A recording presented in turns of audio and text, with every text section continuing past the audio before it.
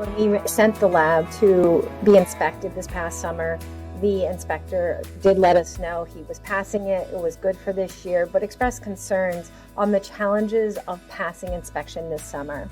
So we do realize that, if anything, we are on a short time frame for this lab and it is in need of replacement. The main reason we are replacing Lab 8 is this lab is more than 12 years old. She has served us well over the years, traveling thousands of miles, providing the opportunity to teach children about agriculture across all of Pennsylvania. It is essential to keep this program going so that we can continue to connect students with the magic of agriculture and how important agriculture is to their daily lives. The way we need to look at our lab is the miles it can travel.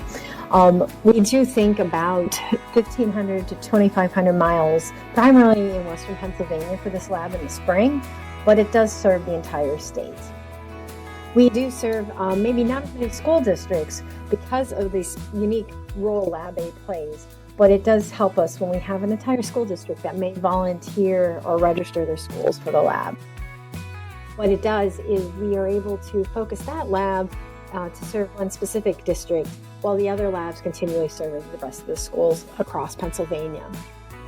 With that in mind, we will see more than 20 schools every year with this lab.